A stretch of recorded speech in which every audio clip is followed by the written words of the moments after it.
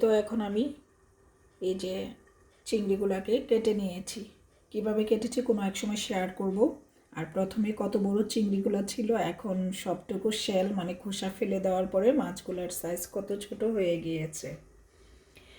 আর মাছের এই যে ব্রেন থেকে যে একটা ময়লার পুঁটলি থাকে বড়, সেটা বের করে নিয়েছি। ব্রেনটাকেও যতটুকু পারি বের করে নিয়েছি। প্রত্যেকটা মাছকে এরকম করে ময়লার পুঁটলিটা মাথার ভিতর থেকে বের করে নিয়েছি।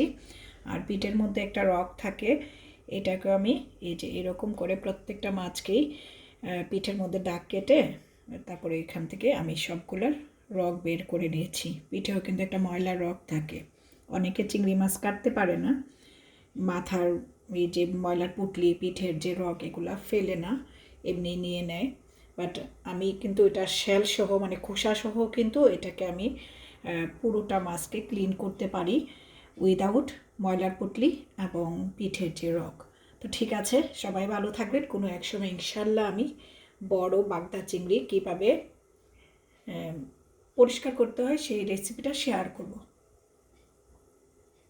আল্লাহ হাফিজ। এখানে 2 প্যাকেট আছে। এখন মাছটাকে আমি রান্না করে নেব।